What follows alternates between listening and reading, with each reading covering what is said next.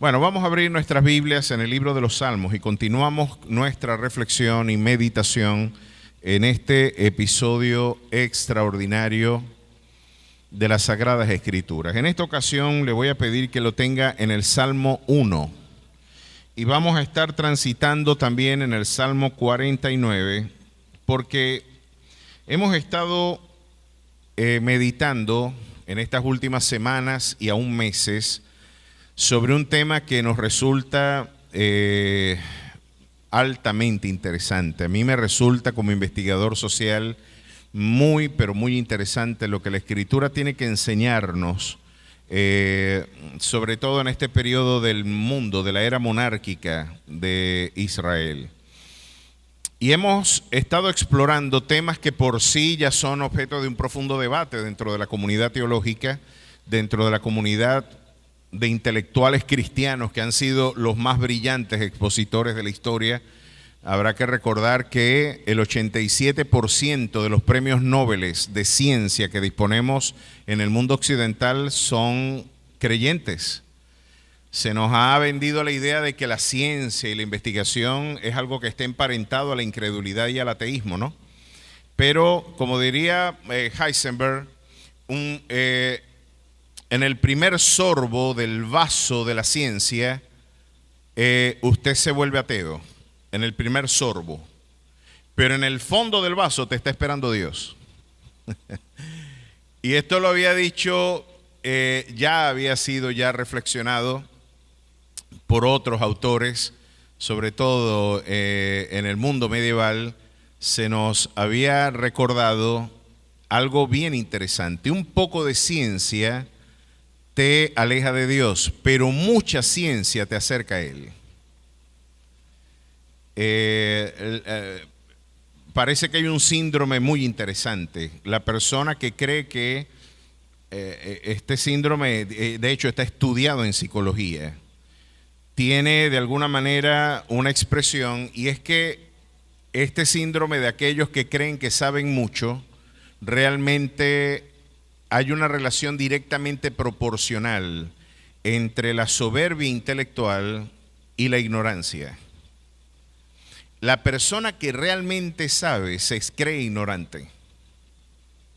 La persona que realmente tiene muchas competencias sabe que hay muchos espacios del saber que no conoce. Y esto es lo que es la tradición intelectual, en este caso del Sócrates, que decía: solo sé que no sé nada. Lo hacía el hombre más sabio de toda la Grecia clásica, solamente por el reconocimiento de su ignorancia, la docta ignorancia. Ahora, mucha ciencia te acerca a la convicción también de Dios. Un poquito de ciencia parece que te ensoberbece.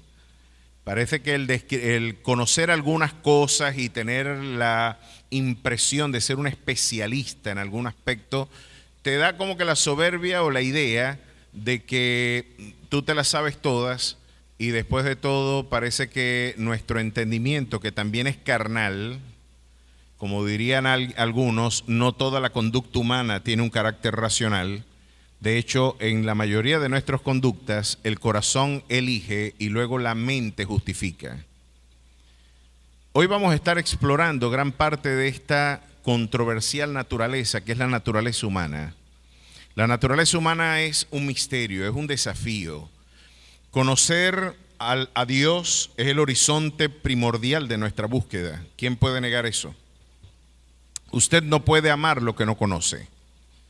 Solamente se ama lo que se conoce. Y me resulta sugerente que cuando un hombre hablaba de intimidad con una mujer, generalmente hablaba y conoció a la mujer y se llegó a ella. Hablando, es el eufemismo para hablar de relaciones íntimas en las relaciones de pareja. La conoció. La conoció es la idea de que hay intimidad muy profunda. Y es que justamente usted no puede amar lo que no conoce. Y nuestra búsqueda primordial como creyentes, como expositores, como peregrinos en la fe, es poder cada día conocer, profundizar, explorar la naturaleza de nuestro Dios. cómo es Dios, cómo es su naturaleza, cuál es su carácter, sus atributos. Explorar eso, deleitarnos en ellos, entender a Dios, era el auténtico motivo de alegría. Si en algo se debía ufanar el hombre, diría el profeta Jeremías, es en conocerme y en entenderme. Así que uno de nuestros objetivos primordiales es entender y conocer a Dios. J.I. Packer escribió un libro formidable, se lo recomiendo a los jóvenes, Hacia el conocimiento de Dios. Cuando este video sea editado, estoy seguro que de alguna manera Edwin pondrá la carátula del libro Hacia el conocimiento de Dios de J.I. Packer. Se los recomiendo. Maravilloso texto de divulgación teológica. Conocer a Dios ha sido parte de nuestra inquietud en estos últimos días y prácticamente mi labor y mi trabajo es exponer ese carácter a la asamblea. Pero es también fundamental entender la naturaleza que nos acompaña. Saber y entender que dentro de la relación entre Dios y el hombre hay un sujeto que está profundamente lesionado y que tiene una naturaleza muy interesante, y es la naturaleza del hombre como un auténtico desafío para la comprensión intelectual. ¿Quién puede negar que el hombre y su carácter, como lo diría Watson y Skinner, se han convertido en una auténtica caja negra para la investigación? ¿Podemos nosotros realmente predecir la conducta humana? ¿Podemos en plenitud nosotros? Saben que esta fue la ambición de los grandes proyectos filosóficos, sobre todo los proyectos filosóficos colectivistas y totalitarios. Uno de ellos, basta recordar al padre de la sociología, Augusto Comte, en su libro del discurso del espíritu positivo, si mal no recuerdo, por el 1838, 48, por allí, escribió este libro. En el pleno siglo XIX, quizás el siglo más ateo que ha tenido la historia de la humanidad, Augusto Comte nos hablaba de una física social. Nos hablaba de que así como Newton podía predecir el comportamiento de un móvil en desplazamiento constante, usted puede, de la misma manera, si extrapolamos los criterios metodológicos de la investigación científica al ámbito de la investigación social, podríamos hacer predecible también la conducta humana. Yo les pregunto a ustedes, vamos a ver cómo están en física ustedes. ¿Qué cae más rápido al suelo? ¿Un kilo de acero o un kilo de algodón?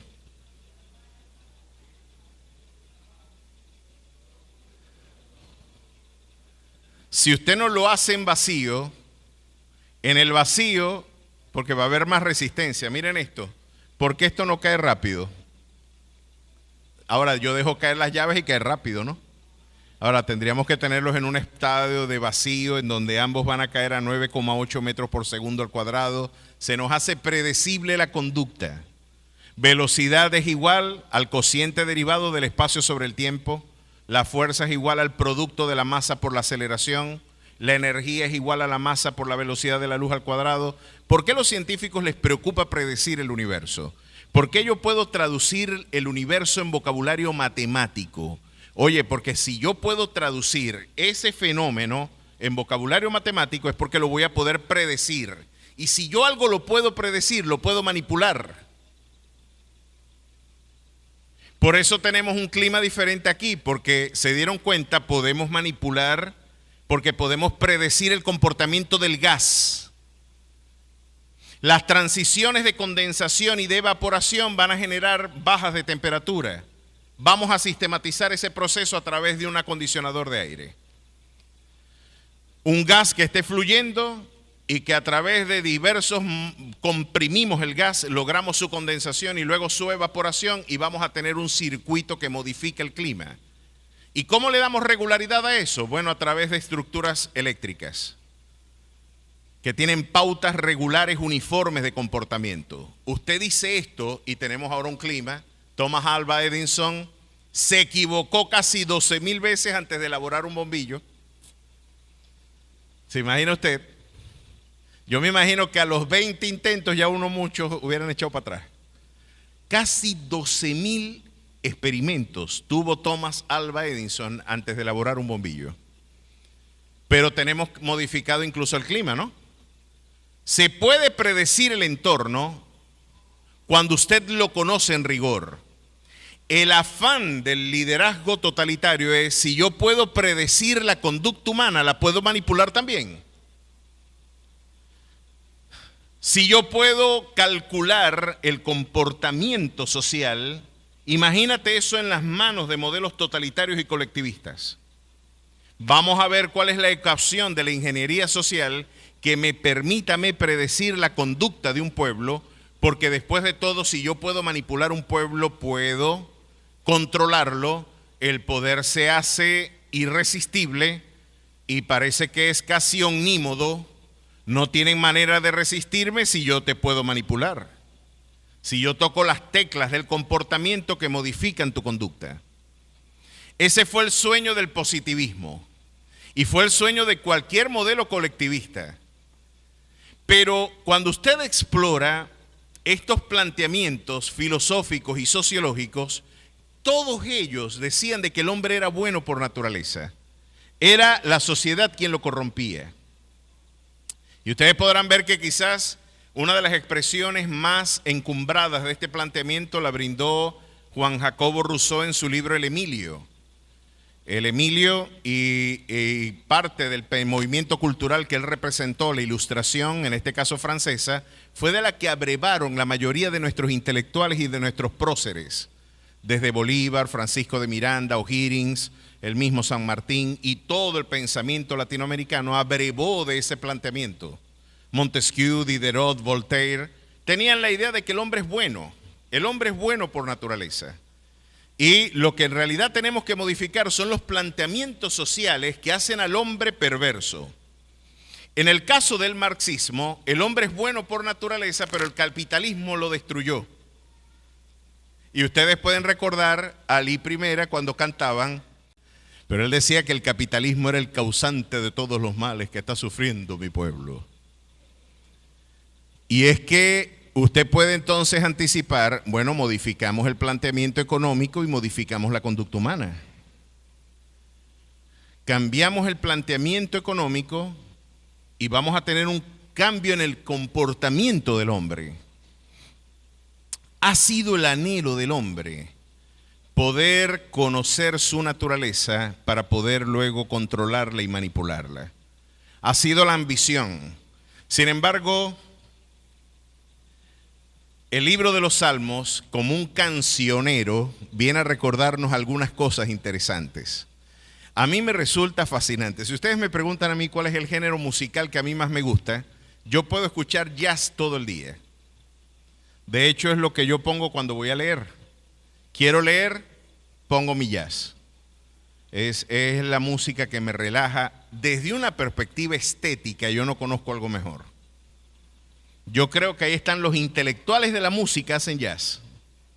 Yo creo que ahí están los virtuosos, ahí están los que saben, muchachos. Esos son unos verdugos. Y la verdad es que es un deleite escuchar a los grandes exponentes del jazz, a los que realmente han cultivado ese género con inteligencia, con rigor. Y el otro género que a mí me gusta es el género de la trova. La trova latinoamericana fue de la que yo abrevé en toda mi formación universitaria. Ustedes recordarán a Silvio Rodríguez, Julio Neuhauser, Atahualpa Yupanqui. Ninguno de ustedes saben de quiénes estoy hablando. Yo creo que no saben de quién les estoy hablando. El pastor dirán, el pastor es jurásico, muchacho. Nos está hablando de gente que ni siquiera nuestros padres habían nacido, dirán algunos de los chicos, ¿no? Pero cuando ustedes lo estudian y los escuchan, estoy seguro, porque aquí tenemos muchachos brillantes, brillantes. Ahí donde ustedes menos se lo imaginan, ya tienen reflexiones profundas. Sin embargo, esta música muy propia de posterior y generalmente a gran parte de los movimientos revolucionarios latinoamericanos, con Julio Neuhauser, con Atahualpa Yupanqui, con Víctor Jara, el chileno, al que recordarán que dicen que lo fue asesinado y le cortaron las manos para que no tocara la guitarra, ¿no?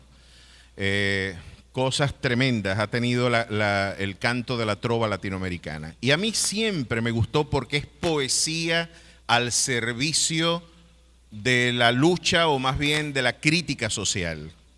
Todo lo que a mí me haga pensar me llama la atención. Lo que despierte reflexión a mí me llama la atención.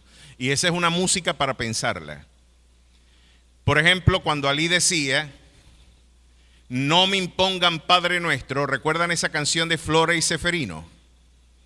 Un campesino que estaba muriendo ya de mengua y Flora fue a buscar al cura para confesar, en este caso a Ceferino que estaba de partida, y cuando estaba llegando el cura, Ceferino le dice, Padre, no me imponga el Padre Nuestro, porque el poquito de voz yo lo guardo para preguntarle a usted algo que me quema más adentro que la tos.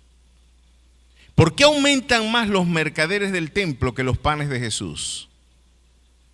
¿Qué quiere decir bienaventurados? Porque lo de pobre me lo sé yo. Yo creo que esa es una manera formidable de hacer una pregunta teológica. Esas preguntas nos las hacemos todos, no solamente Alí. No solamente Alí.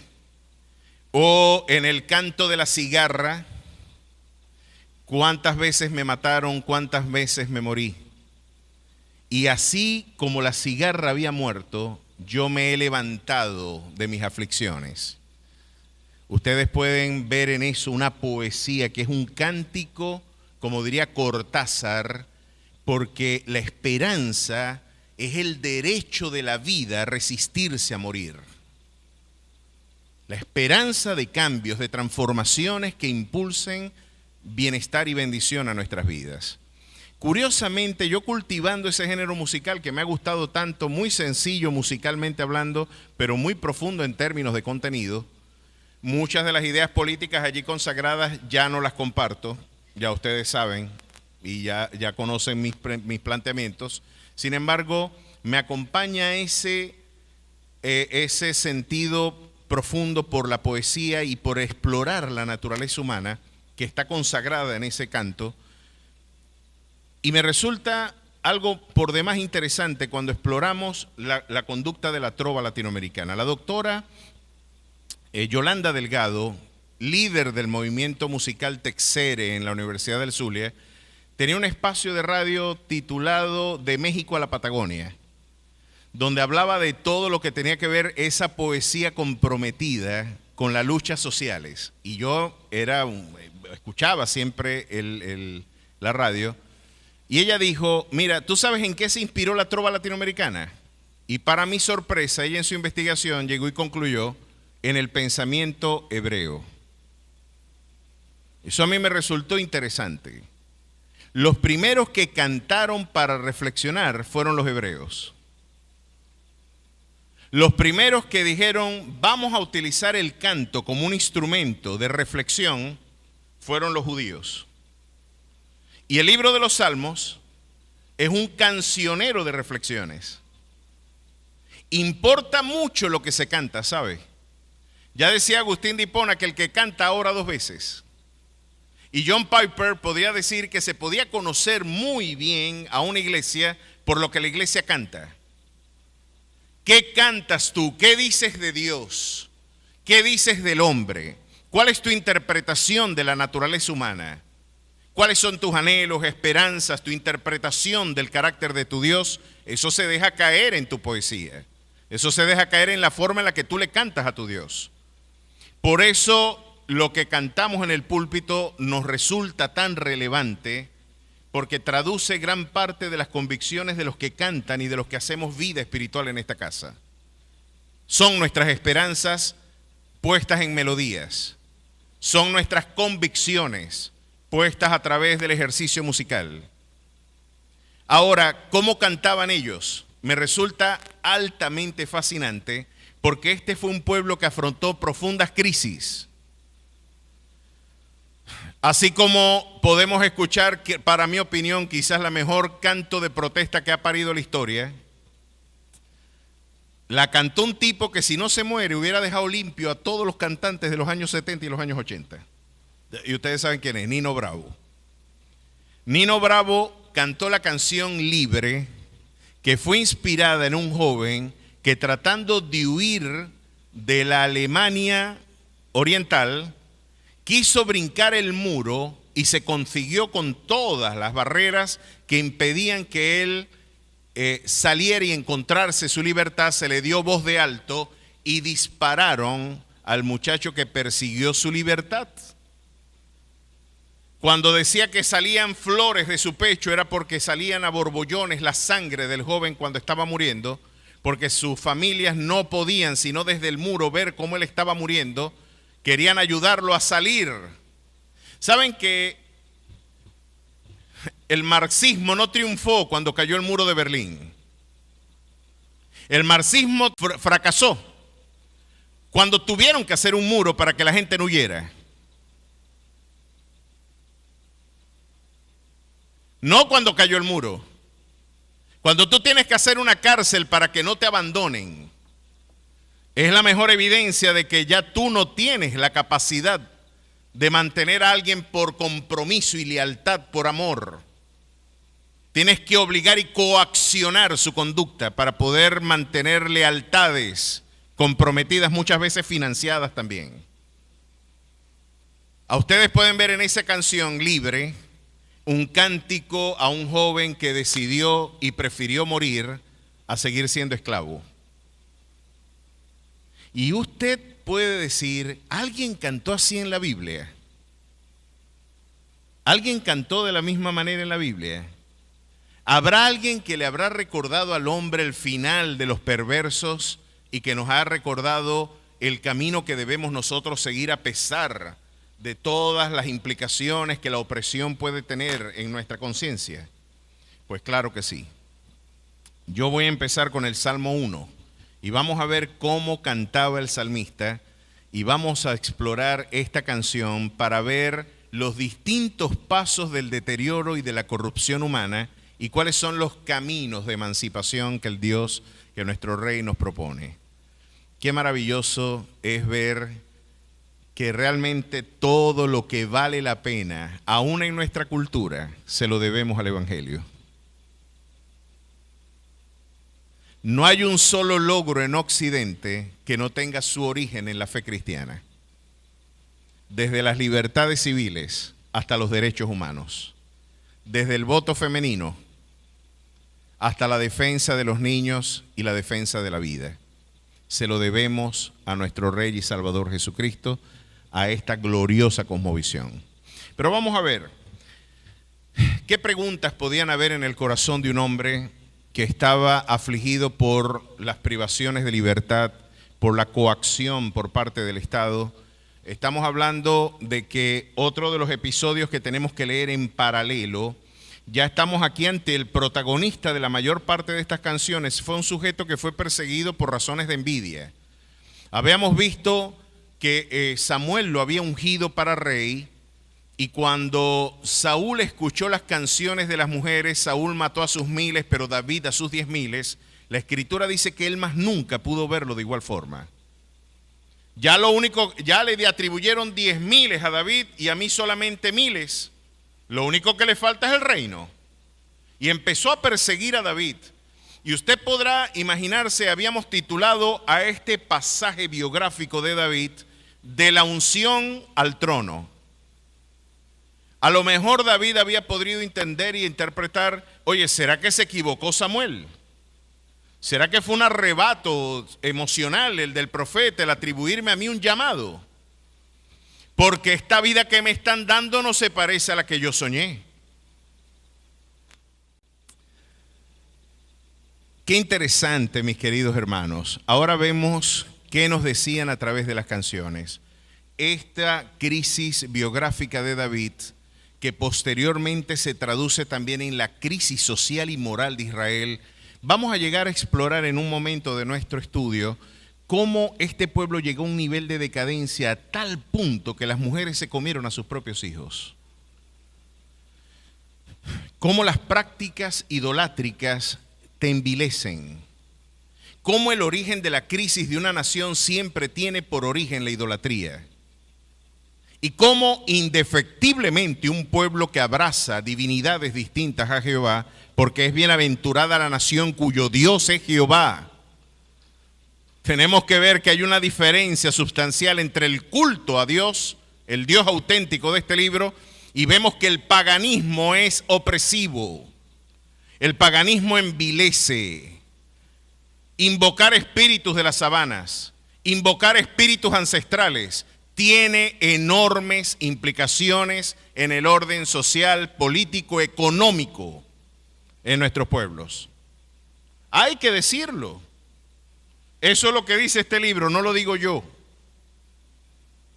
Ahora, vamos a ver, porque llegar a ese nivel de entropía, producto de haber desafiado el precepto divino, ahora tú te quieres gobernar en autonomía, quieres tomar rumbos de independencia intelectual, tú te haces llamar libre pensante. Vamos a ver a dónde te lleva tu libertad de pensamiento y dónde tu autonomía intelectual te puede llevar. Vamos a ver cuáles son tus caminos de redención, cuáles son tus alternativas a Cristo. Háblame de las diversas ofertas que podríamos nosotros transitar de este libro. ¿Estar equivocado entonces? Pero indefectiblemente vemos que la conclusión lógica de haber abandonado estos valores siempre, indefectible e invariablemente, históricamente, han derivado en procesos de enorme entropía social. Y ya lo habíamos dicho, citando el libro de Emmanuel Todd, La derrota de Occidente, Emmanuel Todd atribuye la crisis de la sociedad occidental al abandono de los valores de la espiritualidad reformada en la Europa del Norte y en la América del Norte. Occidente está en crisis porque su espiritualidad también está en crisis. Estamos ante lo que el doctor Justo González llamó la era postcristiana, pues estamos ante lo que Francis Schaeffer llamó el final de la civilización misma. Dejamos de ser civilizados en el momento que abandonamos los preceptos y la orientación de este maravilloso documento. Ahora, ¿cómo se canta en tiempos de crisis? ¿Y qué era lo que cantaron estos hombres y qué tenían que enseñarnos? Porque tenemos grandes cosas que aprender de esto. Vamos a ver el Salmo 1, un salmo que yo tengo la bendición de recordar que fue el primer salmo que mi mamá me hizo memorizar. Recuerdo que mi visita a la librería La Estrella de la Mañana, presidida por nuestro queridísimo pastor, se me va a olvidar el nombre de nuestro querido Asdrúbal Ríos, uno de nuestros grandes líderes espirituales, pastor, nuestro querido pastor Asdrúbal Ríos, estaba al frente y su iglesia estaba al frente de esta librería. Yo me enamoré de esa plaquita y mi mamá me dijo, yo te compro esa placa si tú te lo aprendes de memoria. Y el Salmo 1 ha sido, si yo parto antes de que Cristo venga, este debería ser lo que debería estar en mi lápida. Debería ser mi proyecto de vida consagrado en vocabulario del salmista. Ahora miren lo que dice acá la palabra del Señor y ténganlo bien presente allí. Este es considerado uno de los salmos de sabiduría, al igual que el Salmo 49, al igual que el Salmo 37, al igual que el Salmo 73. Son considerados los salmos de sabiduría porque vienen a hacernos pensar mientras cantamos. Miren lo que nos tiene que decir acerca de la naturaleza humana el salmista. Bienaventurado el varón que no anduvo en consejo de malos, ni estuvo en camino de pecadores, ni en silla de escarnecedores se ha sentado, sino que en la ley de Jehová está su delicia, y en su ley medita de día y de noche. Será como árbol plantado junto a corrientes de agua, que da su fruto en su tiempo, y su hoja no cae, y todo lo que hace prosperará. No así los malos, que son como el tamo que arrebata el viento. Por tanto, no se levantarán los malos en el juicio, ni los pecadores en la congregación de los justos, porque Jehová conoce el camino de los justos, mas la senda de los malos perecerá. Ahora, ustedes pueden ver que hay una simetría interesante. 3 versos hablando de la virtud y 3 versos hablando de la perversión. 3 versos hablando del hombre bienaventurado y 3 versos hablando de la desorientada condición del hombre. Ahora, es interesante para nuestros propósitos ver los caminos de entropía. ¿Cómo es el proceso del deterioro humano? ¿Cómo puede deteriorarse ese camino?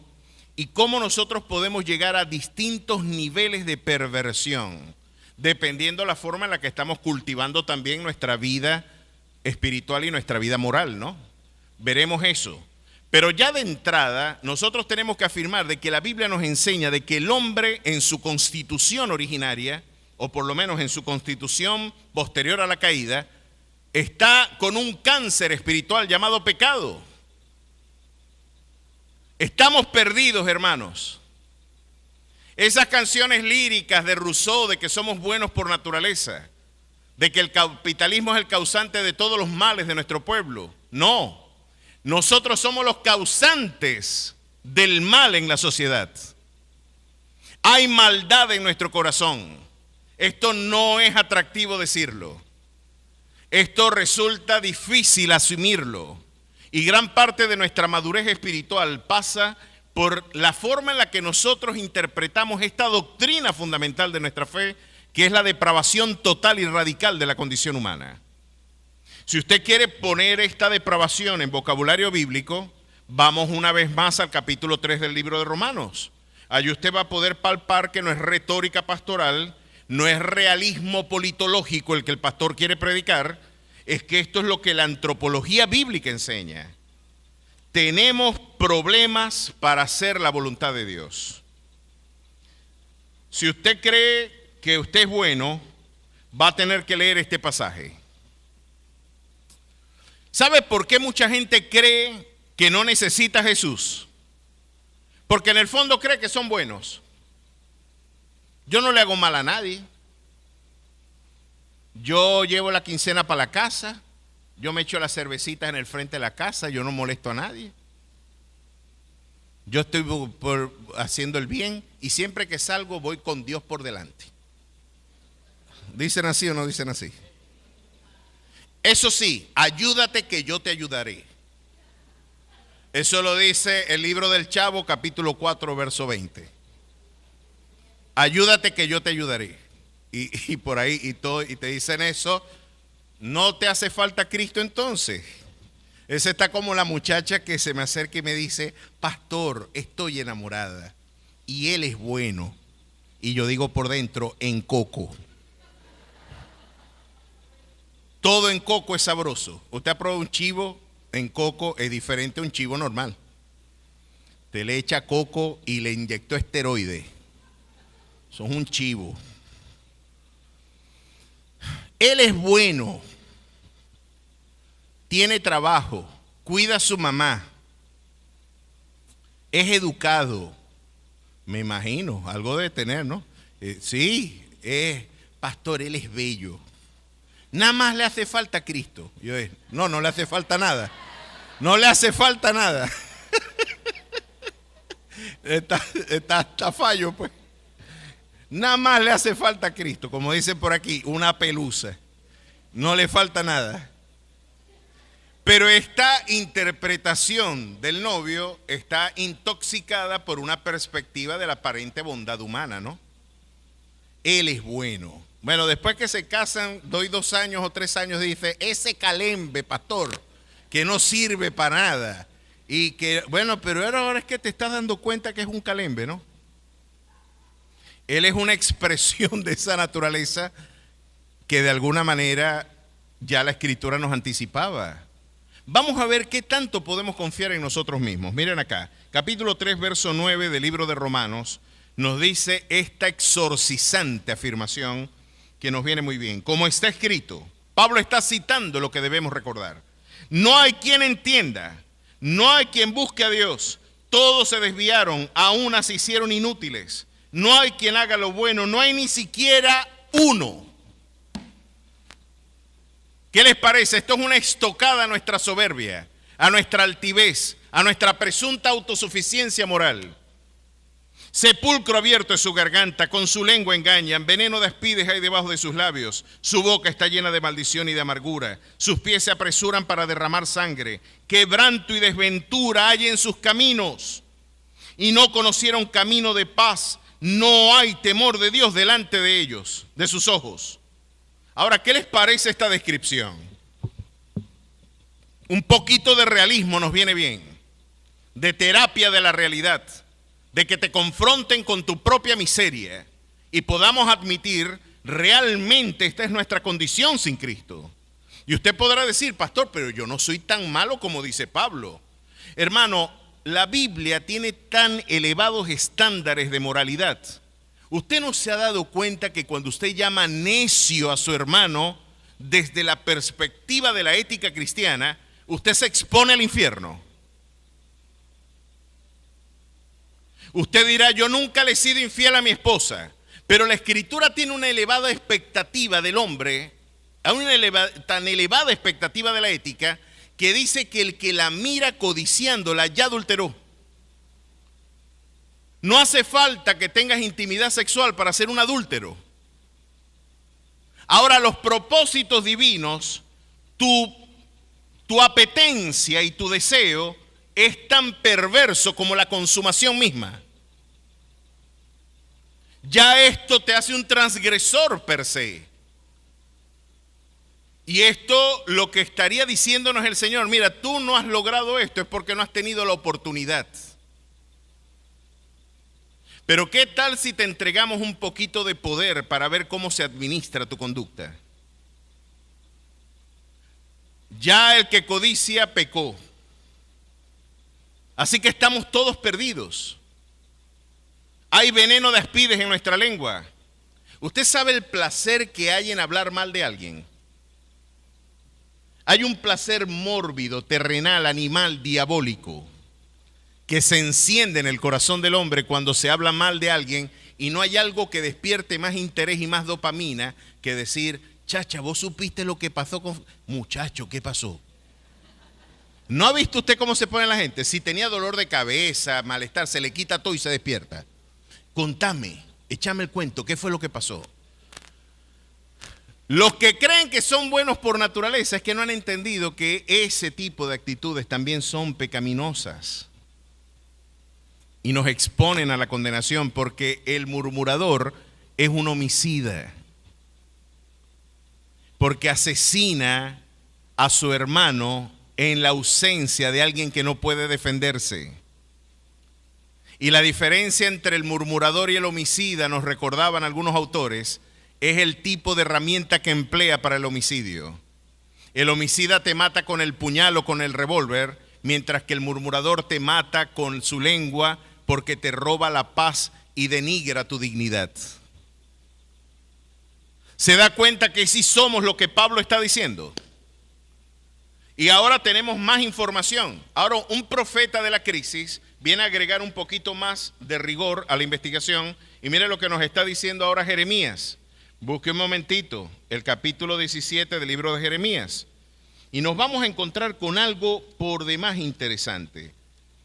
Aquí Jeremías nos está desafiando, o está desafiando al pueblo a que deje de arranclarse en un conjunto de fortalezas y de confianzas.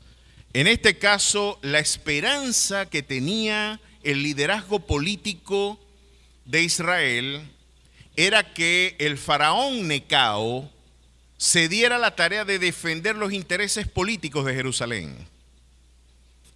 Sedequías y gran parte del liderazgo político de su tiempo tenían la convicción, ve, si Nabucodonosor quiere venir para acá, aquí tenemos a Egipto. Son nuestros aliados, son nuestra esperanza, ninguno como ellos.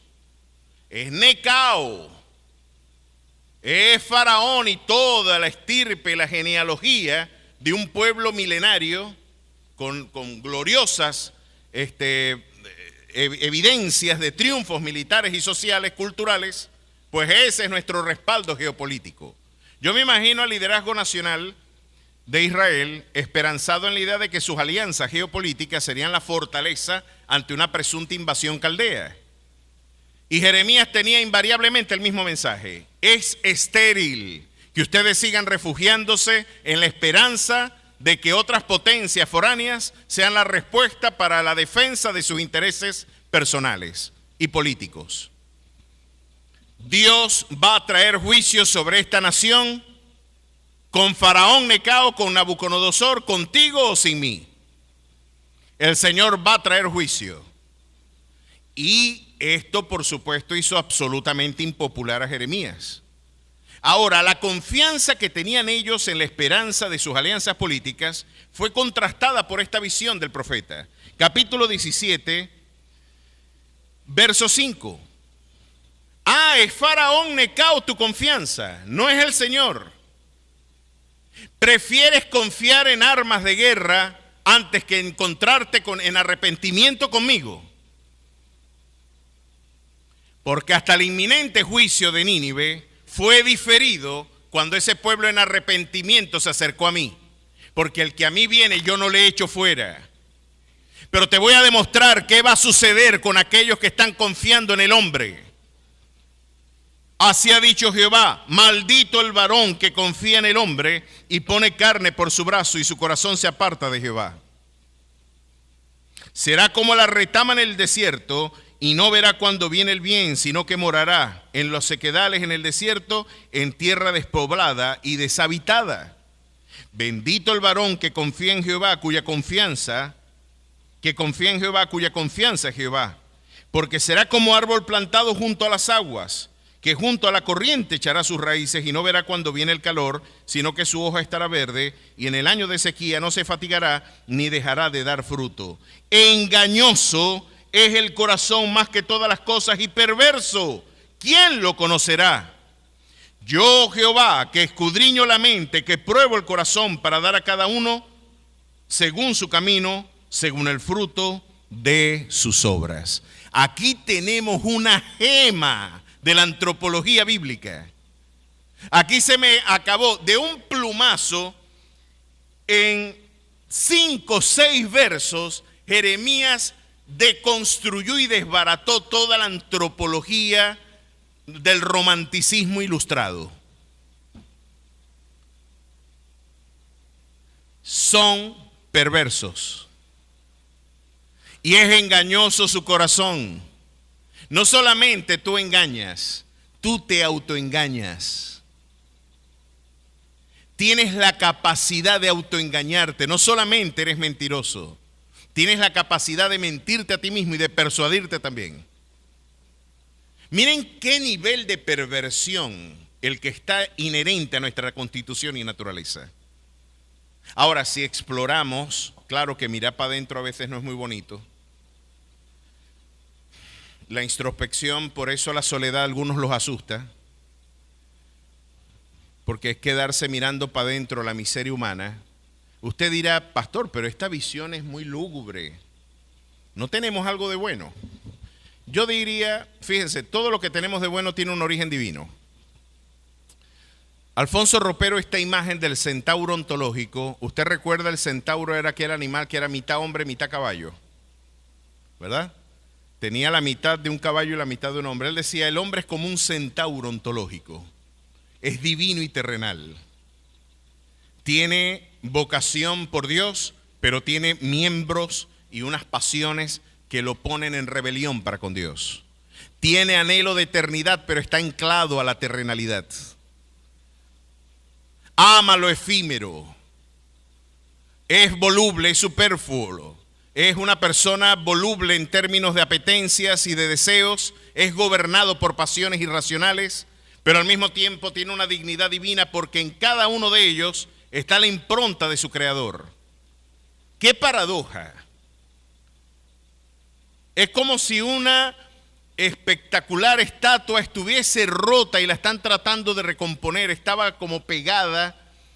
Ese centauro ontológico, ese hombre, tiene profundos quebrantos y ya los pudimos ver en el capítulo 7 del libro de Romanos. Ahora usted puede ver que ese corazón engañoso, perverso, esa constitución y esa inclinación permanente hacia el mal se expresa de esta manera. Cuando queremos hacer lo bueno, no podemos hacerlo, porque a pesar de mis buenas intenciones, encuentro que mis miembros están batallando con una lucha como esta, porque lo que hago no lo entiendo, pues no hago lo que quiero, sino lo que aborrezco, eso hago. Y si lo que no quiero, eso hago, apruebo que la ley es buena. De manera que ya no soy yo quien hace aquello, sino el pecado que mora en mí. Ah, caramba, hay un pecado morando en mí. Con razón decía Lutero que cuando él se bautizó, él pensaba que el viejo hombre se había quedado ahogado en la pileta. Pero él dice: el desgraciado ese sabe nadar y tengo que matar a ese viejo hombre todos los días.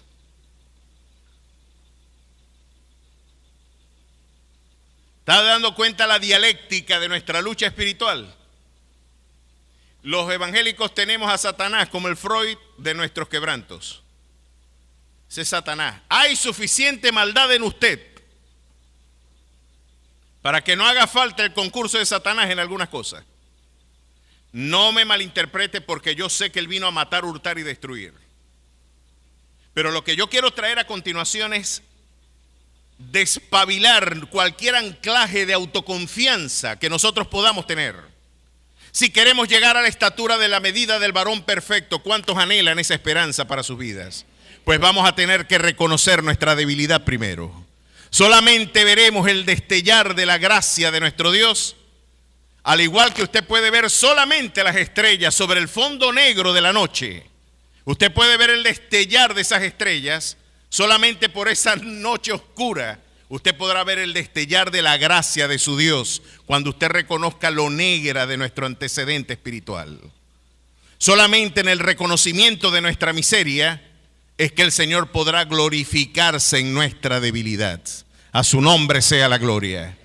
Hay que anclarse en esa esperanza.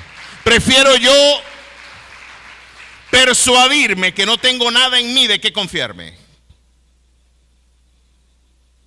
Lo que vengo acá es desbaratarle la autoconfianza que usted tiene.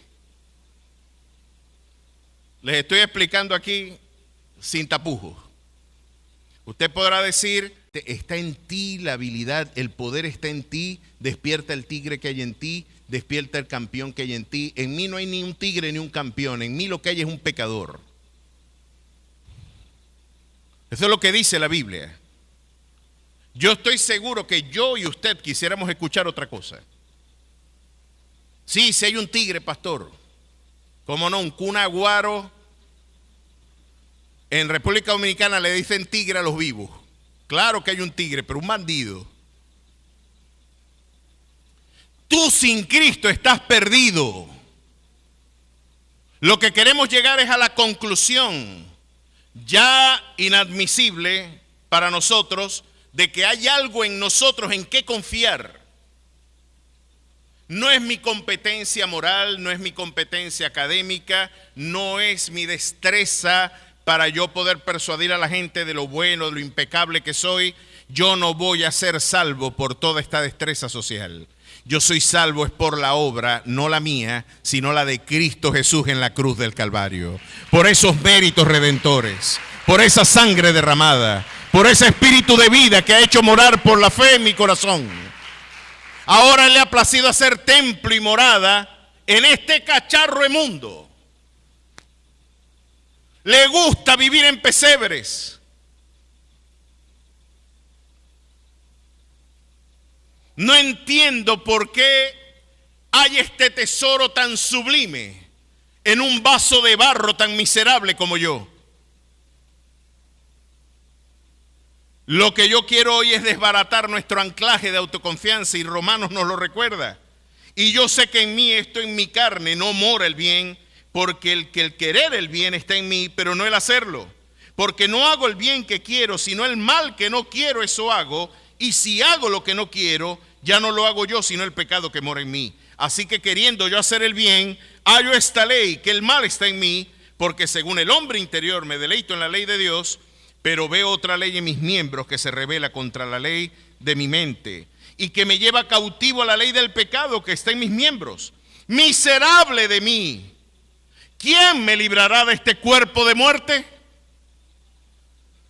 Ese miserable de mí es el grito de desesperación de un hombre que quiere justificarse ante Dios. Usted puede creer entonces, si te hemos demostrado que no vas a poder satisfacer la justicia divina, ¿cuál es el siguiente paso entonces? Pues después que el Señor desbarató la vasija, viene y la recompone de nuevo el alfarero. Y viene y nos dice: ahora pues, ninguna condenación hay para los que están en Cristo Jesús, los que no andan conforme a la carne, sino conforme al Espíritu. Porque justificados pues por la fe, tenemos paz para con Dios por medio de nuestro Señor Jesucristo. A su nombre sea la gloria. Mi incapacidad es sustituida por la omnipotencia del Dios al que yo sirvo. Ya que yo soy incapaz de satisfacer la justicia divina, los profetas buscaban imágenes elocuentes para demostrar la incapacidad mía para yo satisfacer las expectativas divinas. ¿Habrá algo más nauseabundo que una toalla sanitaria utilizada? Usted se consigue en un baño de una carretera una toalla sanitaria usada y le dan ganas de vomitar y salirse del baño. El Señor dice, tu mejor esfuerzo moral, tu justicia propia, lo que emana de tu actividad ética, independientemente de mi concurso, es el equivalente a una toalla sanitaria usada. Es lo que le llamaba la Escritura un trapo de inmundicia. Eran gasas, las mujeres no tenían los modes modernos, usaban tela de gasa para los momentos de su periodo. Si nuestro mejor esfuerzo es interpretado como un modes utilizado, pareciera que estuviéramos perdidos, no hay nada que predicar, no hay nada que hacer. Sí, yo ahora, a mí me conmueve una historia hasta las lágrimas de un muchacho cuadrapléjico con parálisis cerebral. No puede mover, no es cuadrapléjico, es con parálisis cerebral, pero de igual manera tiene serias dificultades, serias no, casi ninguna posibilidad de moverse porque es una parálisis cerebral severa. Sin embargo, la gente con parálisis cerebral es muy inteligente, ¿sabe? Y muchos de ellos, y él escribió esta historia. Siempre el anhelo de él fue poder ser un atleta y competir y ganar una carrera. Y su padre se enteró de eso. Su padre era un hombre bastante mayor, pero muy atlético. Y ese hombre se disparó triatlones, nadando largas distancias en el mar abierto, con su muchacho amarrado en la cintura. Nadaba él, nadaba para él y nadaba para su hijo. El niño no podía, el muchacho no podía hacer nada, lisiado, flotando solamente, impulsado por el ánimo de su padre de arribar a la meta. Y llevaba al muchacho allí, puede googlearlo y buscar esta inspiradora historia. El padre lo llevaban, llegaban a la orilla y el padre se lo montaba encima, lo montaba en la bicicleta, en otro lugar de la bicicleta que estaba especialmente para él y empezaba a pedalear. Y cuando tenía que trotar se tiraba encima a su muchacho y llegó a la meta. Y cuando llegó a la meta, pueden ustedes ver los videos de ese joven levantando las manos. Llegó a la meta. Pero ¿quién puede olvidar que fue el amor de su padre el que lo puso en ese lugar? También nuestro pecado nos ha hecho imposible llegar a la meta del supremo llamamiento. Pero el Señor ya corrió esa carrera y te ha hecho más que vencedor por medio de aquel que te amó. Yo estoy en una fiesta con ropa prestada. Yo estoy en una fiesta donde no soy digno de entrar con la ropa prestada del dueño de la fiesta.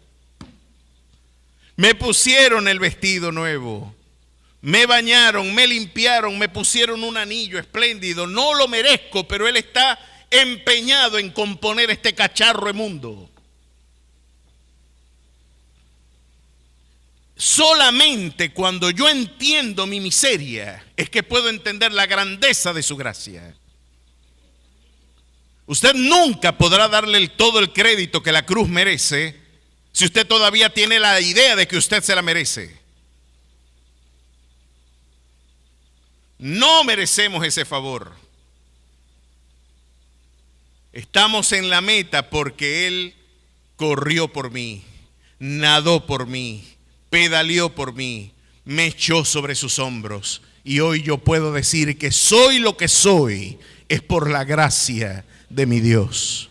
Dele gloria a su nombre. Dele alabanza a su nombre. ¿Sabe que esto es liberador para gran parte de los quebrantos y complejos que usted afronta? Porque usted podría decir, es que están hablando mal mío. Spurgeon, que estaba muy claro con esta doctrina, el príncipe de los predicadores, tenía que estar muy lúcido con referencia a estas ideas, decía algo: no te pongas bravo cuando hablen mal de ti. ¿Sabes qué? A ese cuadro hay que agregarle más negro y más gris. Ellos cuando hablan mal tuyo ni siquiera han dicho la mitad de lo que tú eres de Calembe. Eres peor de lo que ellos dicen.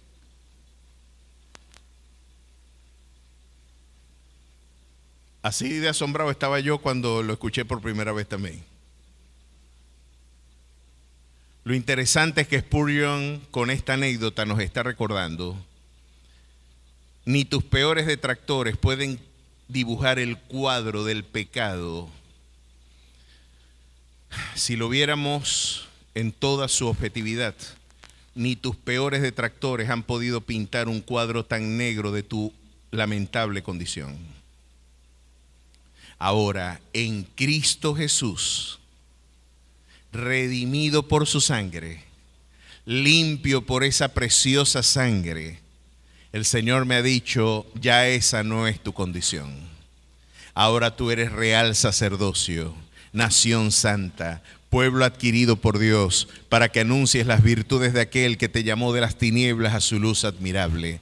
Yo quiero decir que tú eres mi hijo, de mis manos nadie te arrebatará. Estás condenado a vencer porque todo lo puedes en Cristo, porque Él te fortalece. Eres más que victorioso por medio de su amor. El Señor te dice: nadie te va a poder separar de mi amor nunca. Ni tribulación, ni angustia, ni hambre, ni desnudez. Antes, en todas esas cosas, yo he conquistado logros para ti. Este Dios puede seguir diciendo: todo está obrando para tu bien. Tengo pensamientos de bien, de paz para contigo. Tú antes estabas muerto, ahora estás vivo, porque si abundó el pecado en tu vida, ahora ha sobreabundado tu gracia. La gracia de tu Dios ha sobreabundado en ti. Y hoy puedes decir con toda confianza, o puede el Señor decir con absoluta convicción: mi hijo muerto estaba y ahora vivo está. Usted tiene ropas nuevas. Ahora mire qué interesante. Si a usted le quieren cobrar lo que usted fue, van a tener que dejar por mentiroso a Dios. No te pueden decir ya la prostituta, o la prepago, o el homosexual, o la divorciada, o el divorciado, el fornicario, el ladrón, el estafador. Porque, querido hermano, de modo que si alguno está en Cristo, nueva criatura es. Las cosas viejas pasaron, he aquí todas son hechas nuevas. Me encanta la traducción de la Biblia de las Américas que dice: como si nunca hubieran sido. Qué maravilloso es que a usted el Señor le regaló no solo la salvación, hasta la santificación se la debemos.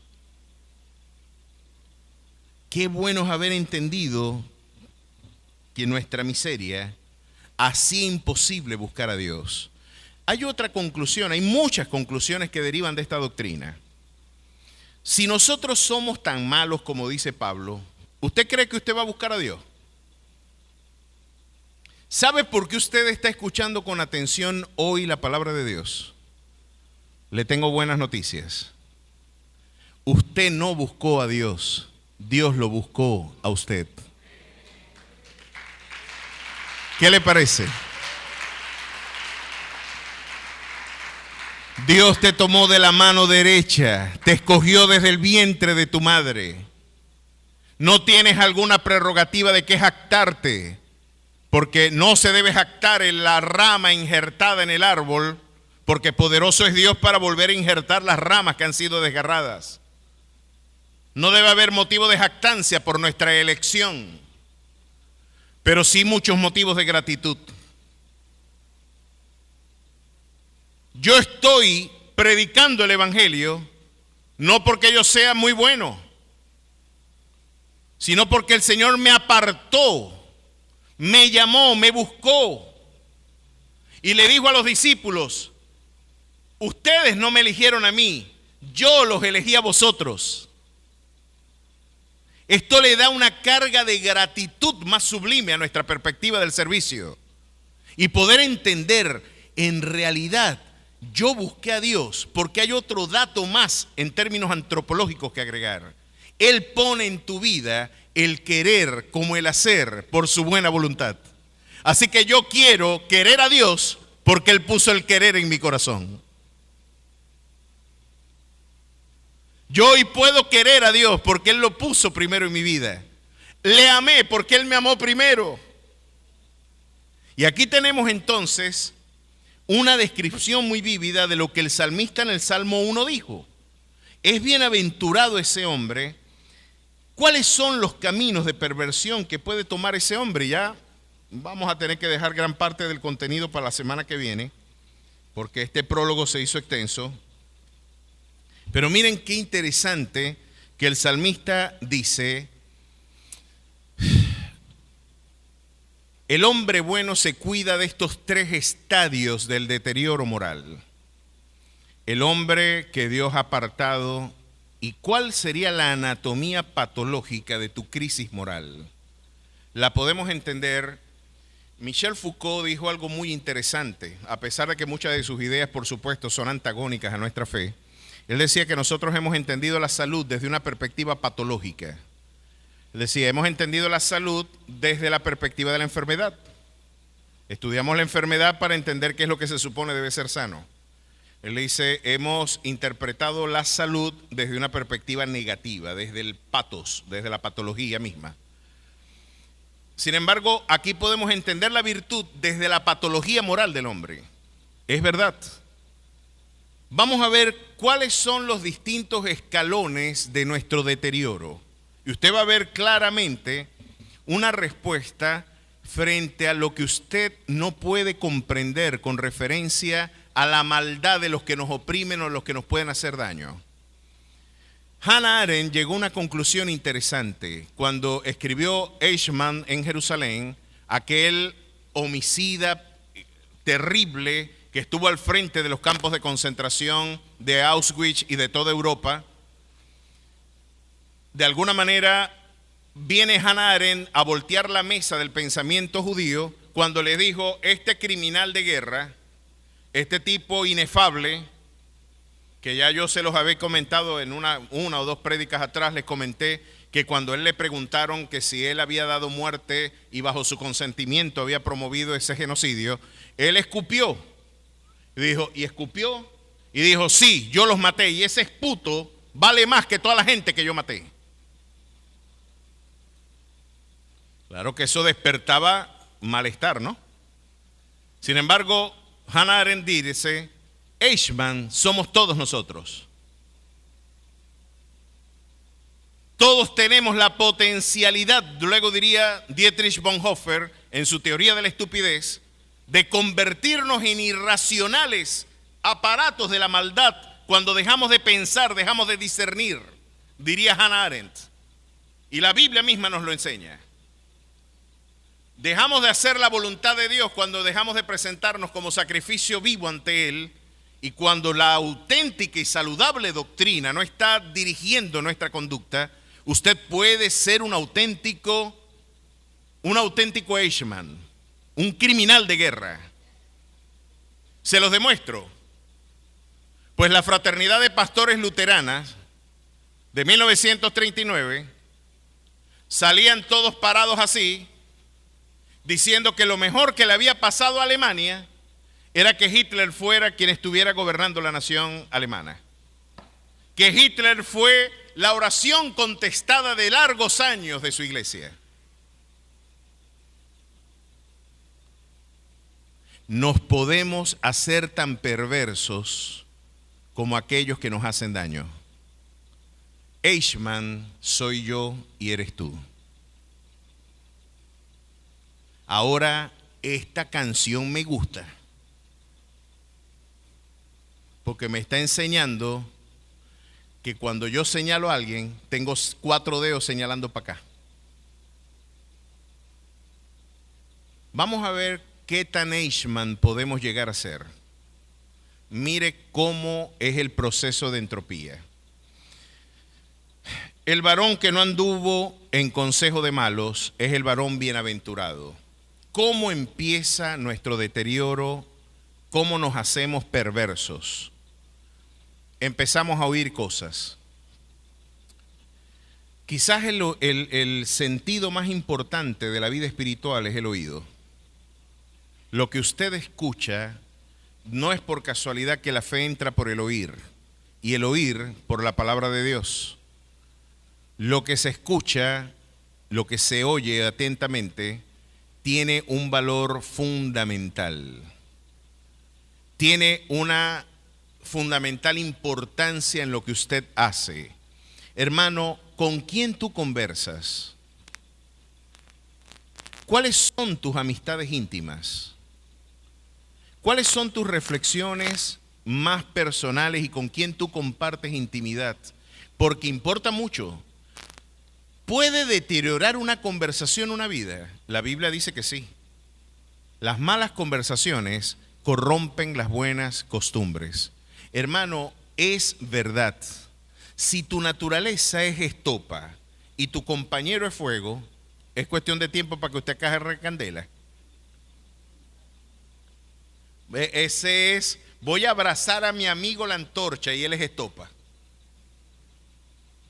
Te vas a quemar. Y la Biblia no se equivoca.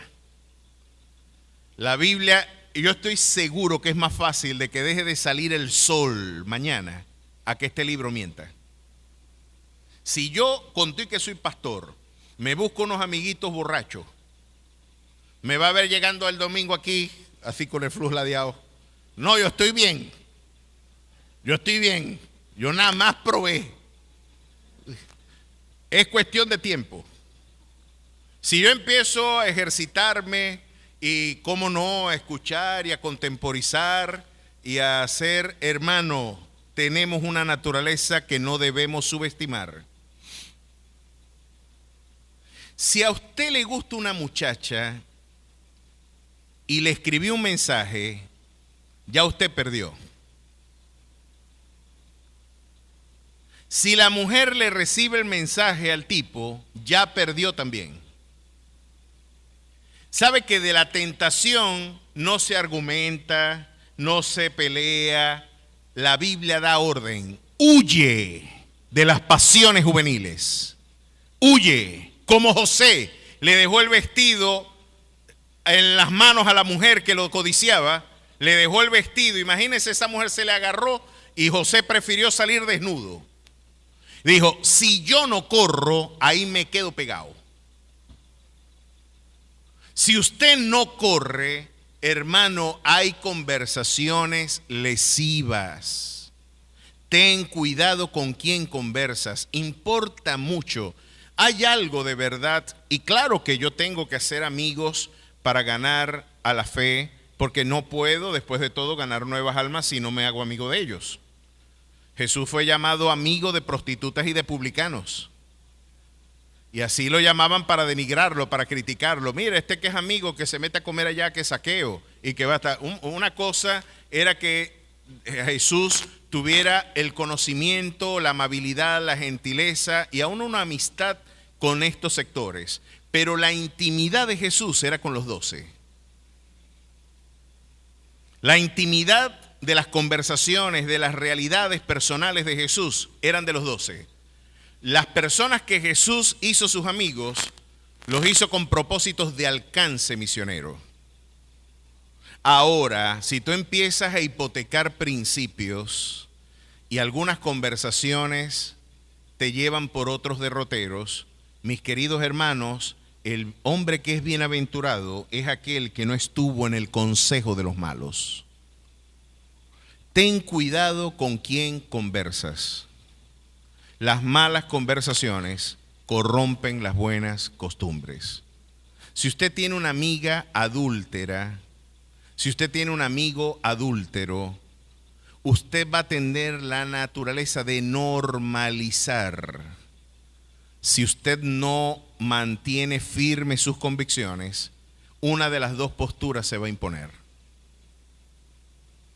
Esta es la sociología de nuestra conversación. Necesitamos comunión para tener intimidad?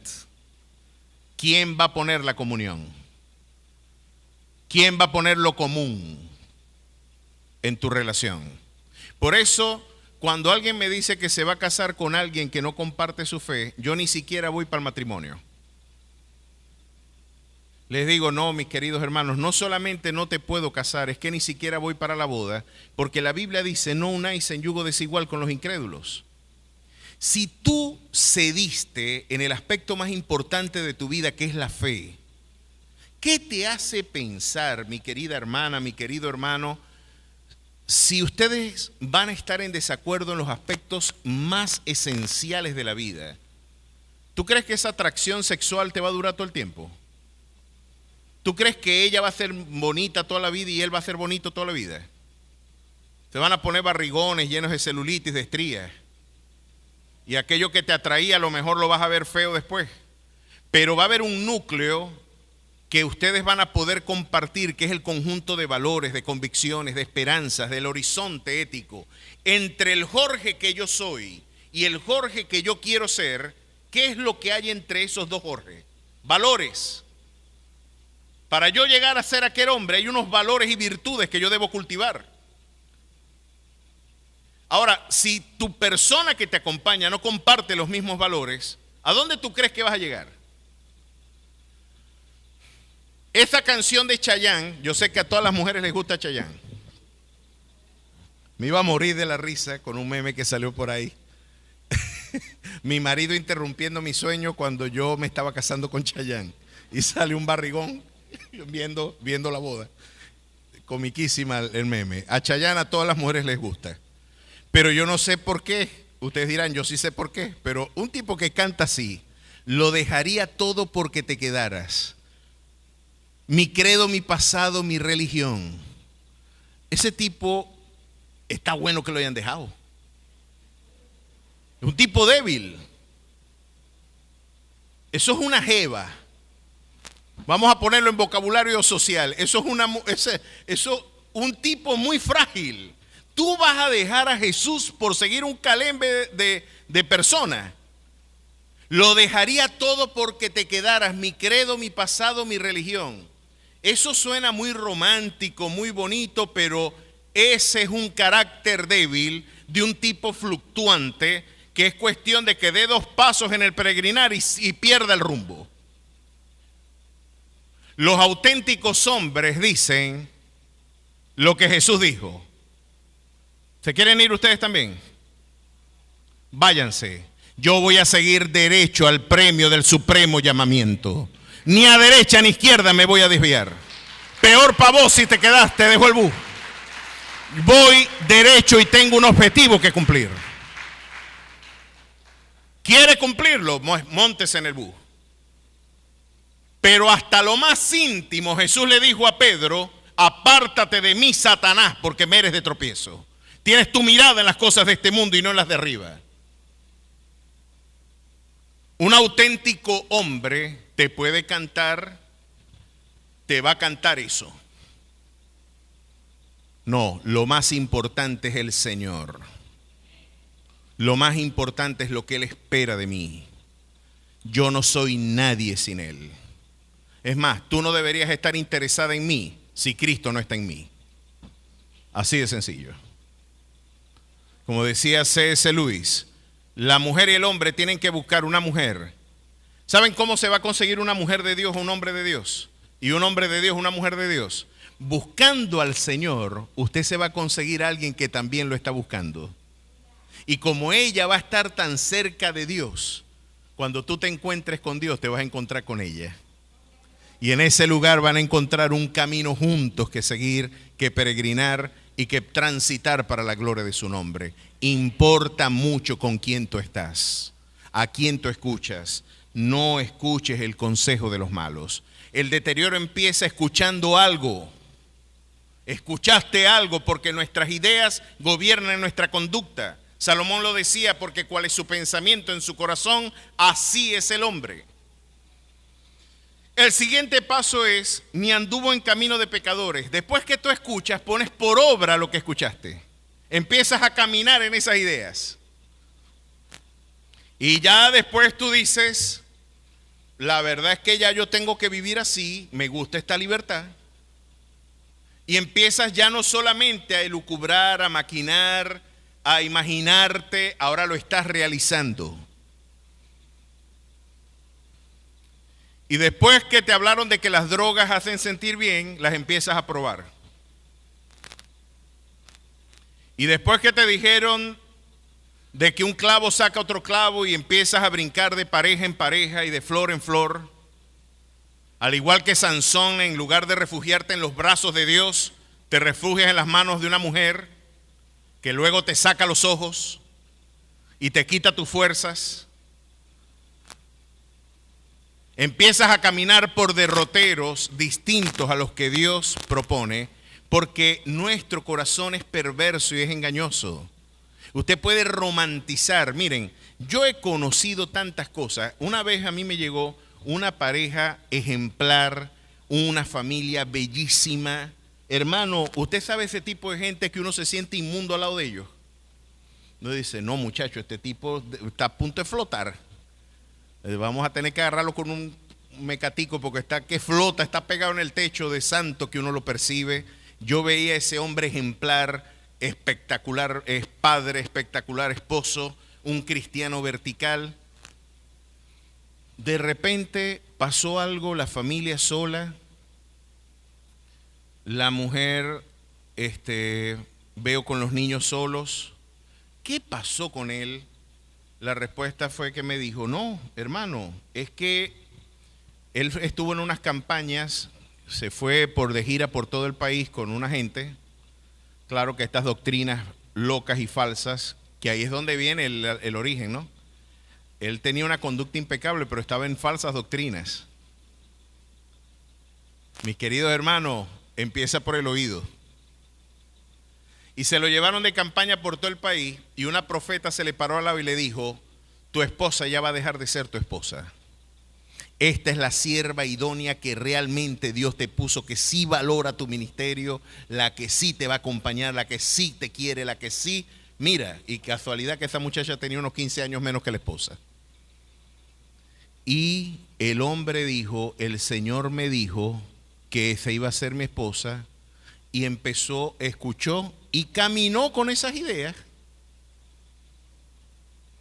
Todo empieza con una idea, el corazón elige y después la mente justifica.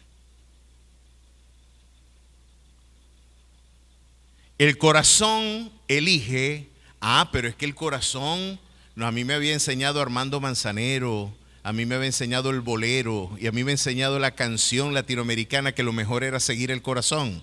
Yo le dije, bueno, vas a tener que dejar de escuchar un poquito menos de bolero y leer un poquito más la Biblia. El corazón es engañoso y es perverso, hermano. Engañoso más que todas las cosas y perverso. Deja de engañarte a ti mismo y pensar que puedes tomar derroteros de deslealtad y empezar a pensar o creer que vas a poder transitar por allí sin consecuencias. El hombre dejó a la esposa y se metió a vivir con otra porque un profeta le dijo que esa sí era su esposa.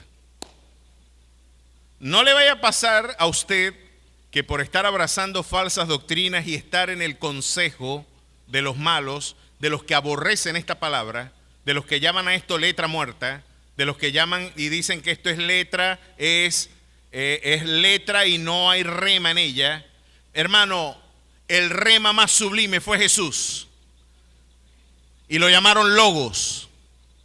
Estos artificios exegéticos para manipular a la gente desde la subjetividad de su misticismo ha desorientado a mucha gente y muchísimas iglesias. Usted tiene que estar anclado a esta palabra. Escrito está. Si usted está anclado al escrito está, no le va a pasar lo que le pasó a este querido hermano, que mi oración es que el Señor en arrepentimiento lo vuelva otra vez a la senda antigua. A usted le va a pasar lo que le pasó a un profeta que le llegó a la más bonita de la iglesia y le dijo, porque los profetas tienen una particular, para empatar gente y para casar, muchachos, eso están mandados a hacer. Y le dijo, el Señor te dice y me dijo que tú vas a ser mi esposa. Y la muchacha, que estaba bien plantada en la palabra, le dijo, ah, está bien, pero el Señor no te dijo que el que está predicando es mi esposo. Y salió como el perro que tumbó la olla. Cuidado lo que escuchas y cuidado con lo que eliges actuar y caminar. Así empieza el deterioro. ¿Cuál será el siguiente paso, hermano, en tu deterioro espiritual, de tú empezar a frecuentar amistades incorrectas, de tú empezar a ejercitarte en estas realidades?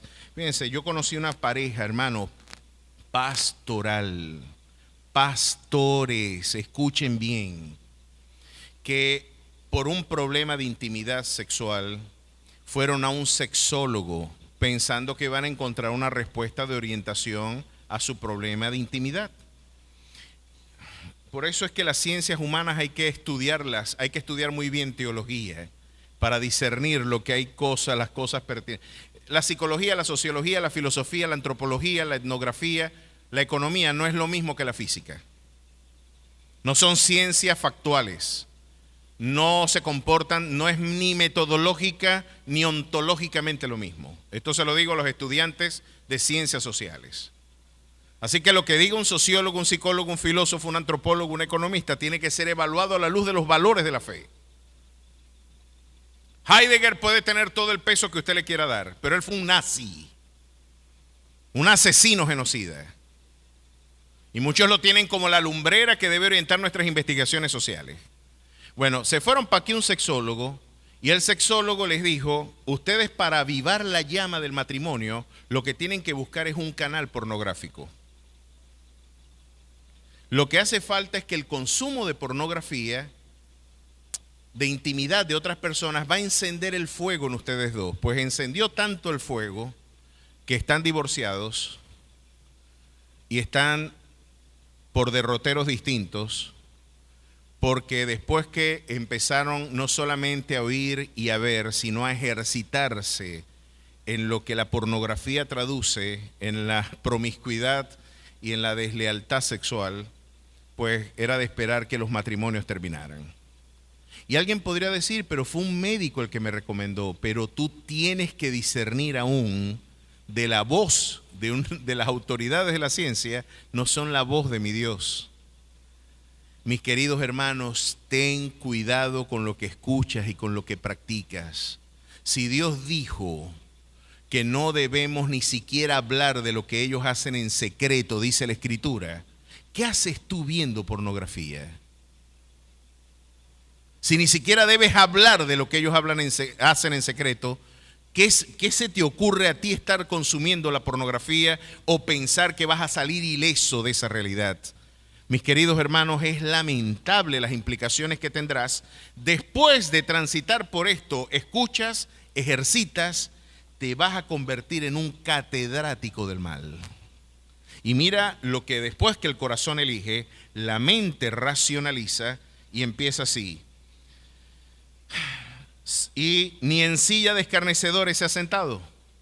La silla de los escarnecedores, para la imagen antropológica, traduce la idea de alguien que sentado dicta cátedra. Los judíos enseñaban sentados. Yo en estos días me dolían los talones, muchachos. Y yo dije, yo como que voy a cambiar el púlpito por un escritorio. Y dije, no, lo mejor es bajar de peso. Los predicadores cristianos predicamos de pie, pero los judíos sentados. Y ustedes ven en el Evangelio, y sentándose Jesús les enseñaba. Los catedráticos hebreos se sentaban para enseñar. Y lo que nos está diciendo el salmista, después que tú no vivas lo que predicas, vas a terminar viviendo lo que crees. Si tú no vives lo que predicas, vas a terminar viviendo lo que crees. Y como tú crees en el adulterio, como tú crees en la deslealtad, después te vas a convertir en un racionalizador de las conductas de pecado. Y por eso hoy tenemos pastores pro LGBT y tenemos pastores pro abortistas que se sentaron ya en el último peldaño de la maldad. que después de haber escuchado y después de haber ejercitado, ahora se sientan a dictar cátedra de iniquidad en nuestros púlpitos. Y pueden ver la actividad de deterioro y la apostasía casi ya inevitable, que va en una marcha de entropía terrible, como un testimonio de que el Rey de Gloria vendrá pronto por su pueblo, porque no vendrá sin que antes se manifieste la apostasía. Nos está dando una cátedra maravillosa el salmista en esta canción de cómo es el camino del deterioro y de la entropía moral del hombre. Usted puede decir, hermano, con toda seguridad, que nosotros todos podríamos llegar a ese punto de Cristo no haber intervenido en nuestras vidas. De Cristo no haber intervenido en nuestras vidas, ¿qué sería de nosotros? Ahora, ¿qué le espera el que sigue esa senda? Mis queridos hermanos, lo dejamos para la sorpresa la semana que viene y continuaremos reflexionando en este extraordinario capítulo la semana que viene. Voy a invitar a los funcionarios encargados de la administración de la Cena del Señor que podamos estar pasando al frente.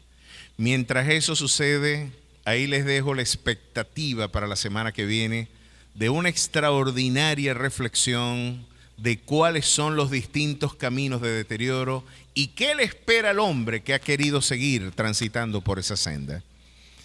Que el Señor bendiga nuestras vidas y siga hablando a nuestro corazón.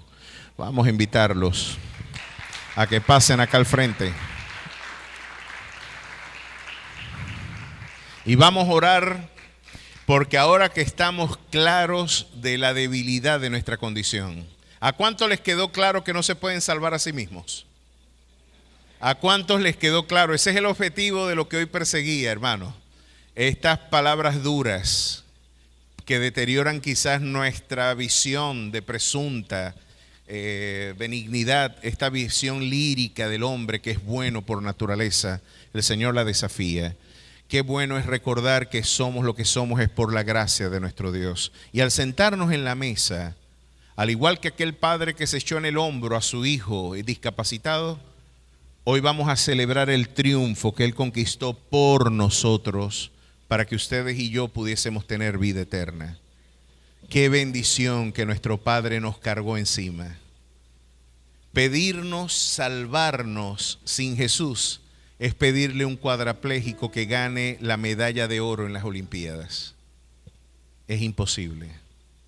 Gracias sean dadas a nuestro atleta celestial, a nuestro Rey y Salvador, al héroe de nuestras vidas, que nos tomó de la mano derecha, nos está llevando al feliz término, nos está llevando a su misma gloria y nos está llevando de gloria en gloria y de triunfo en triunfo a la estatura de la medida del varón perfecto.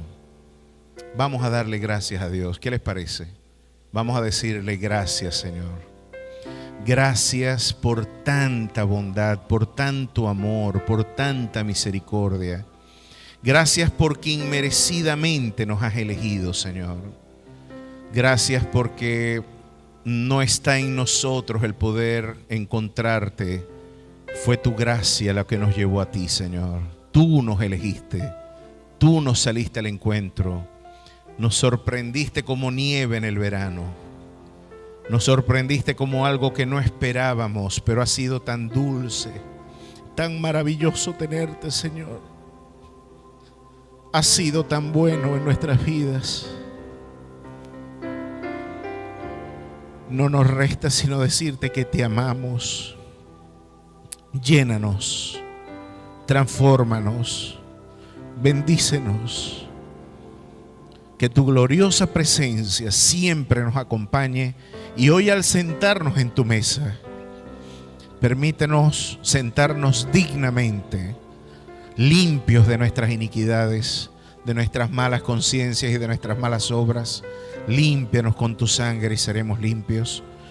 Ayúdanos, oh Dios, a celebrar, a conmemorar y a proclamar tu muerte y resurrección hasta el día de tu venida.